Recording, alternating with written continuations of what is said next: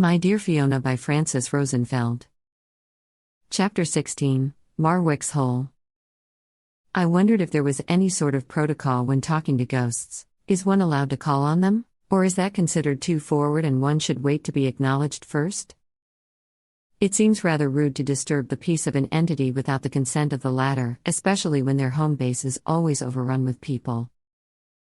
Denise adamantly disagreed, saying Mr. Sinclair obviously enjoyed the company of the living and he'd be really disappointed to find out we came to the cathedral and didn't bother to call.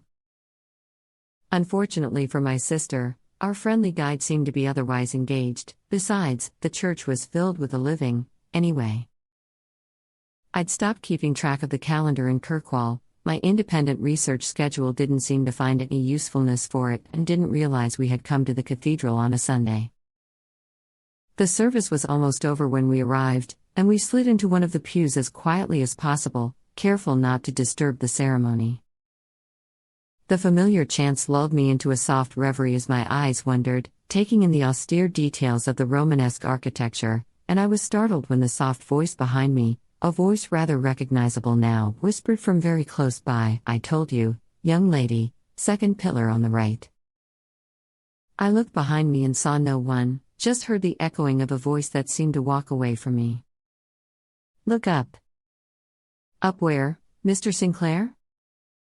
Nobody answered. "Did you hear that?" I asked Louise. People don't realize stuff is only weird when it doesn't have social support. My sister was there to validate my conversation with the dearly departed, or to enable me, depending on one's opinions. A shared experience, either way. "Yes, told you." Denise took a victory lap. "What's that?" she asked out loud, pointing to an arched opening. "That would be Marwick's hole, miss," the proper older woman sitting in the pew next to her whispered back. "It's the church's dungeon." "The what?" "Those were different times, back then," the lady smiled kindly, bowing to look at me past my sister. "If you lived in those times, you might have had the pleasure of its accommodations. Lore says the best-known occupant of it used to have a gift just like yours. When you've lived your whole life thinking yourself practically invisible, it is very jarring to find out everyone is watching your business, acquaintances and strangers alike, evaluating all your actions, passing judgment and waiting for the next episode of your saga. How does everybody know about my gift, Fiona, when I spent my entire life perfecting my silence? Under normal circumstances, I wouldn't have thought twice about blaming this on Denise. The woman was a murder mouth whose lips couldn't hold back a secret if they were welded shut, but she'd arrived long after my reputation apparently blanketed the island. The elderly lady continued, unperturbed. Poor Janet Forsyth, bless her soul. Sad enough that her lover didn't listen when she told him not to go out to sea in the fog, but to get blamed for it too. Life is cruel, miss, cruel and unfair. Cherish your youth. One had to wonder whether the heartfelt sentiment for the departed Janet, who had lived in the 17th century, was not a container for feelings much closer to home. You couldn't have been a tenant in that hole in the wall, Fiona. The cathedral was built at the beginning of the 12th century, and Marwick's hole was added 400 years later, long after your time. How on earth did they bring the prisoners up there? They walked them up a ladder, a familiar voice whispered from behind me, and I didn't have to look to know whose it was. I couldn't help my fascination with that strange stone birdcage, probably designed to keep the heathens' feet as far from the ground as possible, which ended up metaphorically elevating their status to that of winged creatures, who dwell high above the crowd. Life is poetry, that's what people fail to notice, poetry that writes itself, gathering inspiration and meaning from the mundane, and turning it transcendent in the process. It's a feedback loop, outside the grasp of reason and authority, which delights in creating riddles and stirring awe, and scoffs at logical consistency and our comical attempts to make sense of it.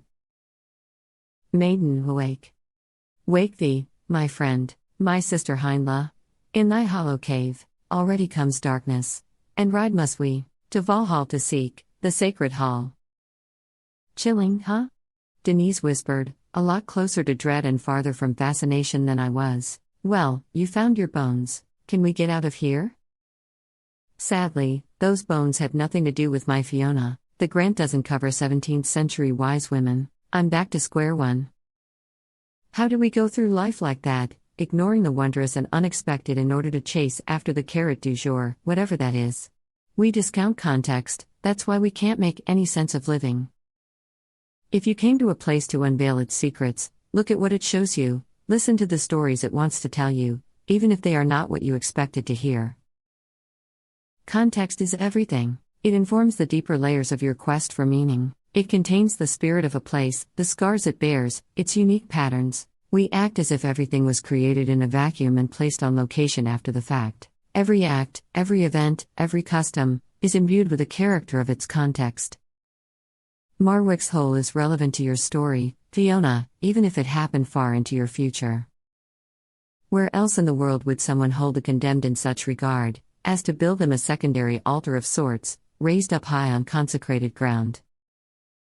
The irony of the fact the cathedral was dedicated to St. Magnus' martyrdom reverberates in this stone metaphor through the centuries, life poetry at its finest. Denise was quiet on the way back home, fending off my attempts at conversation with monosyllabic answers. She looked ill at ease with all of this, and her homeless night didn't improve her mood. She cracked eventually, bursting like a broken dam. "Do you ever get used to it?" She looked at me, eyes welling up with tears. "This gift, or whatever you want to call it, don't you want to be normal sometimes?" "I am normal, Denise. I've never given it any thought. This was the way I always was. This is normal for me."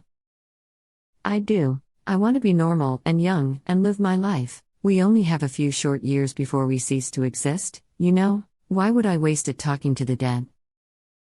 I paused to admire the spectacular flouting of logic on which Denise had built her argument. Explaining to my distressed sister why her comment was hilarious would not have benefited either of us. "You're tired, Denise. You didn't sleep, it's cold. I'll take you home. You need to rest." "What are you going to do?" "I don't know. I'll go to the archive, or visit the stones again." "Don't go to the stones without me. It's not safe." "What?" I replied, perplexed, because that comment, so out of character for Denise, sounded as if it came from someone much older, much wiser. "What?" she repeated, as if she had no clue what I was talking about. We all live pampered lives now, compared to those of our ancestors, and rarely experience the threshold states which allow unconscious knowledge to bridge across to reason and manifest in words. "Let's go to the stones together tomorrow. My friends couldn't believe I haven't seen them yet. And the cairns, and the underground homes."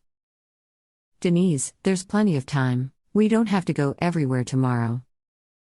My sister had reached the state of exhaustion, which usually prompted her to blabber incoherently and make irrational decisions to be regretted and repaired later, so I was relieved when we finally turned the corner onto our street.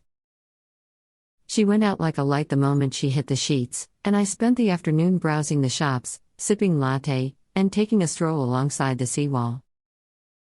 I visited an art gallery, where large-scale photographs hung next to oil paintings and art embroideries and, between the puffin pictures and the crewelwork flowers, I lost track of time. The sun was still up hours later, and I couldn't figure out why I was so tired until I looked at the time. It was 10 at night, and I'd been up since 4.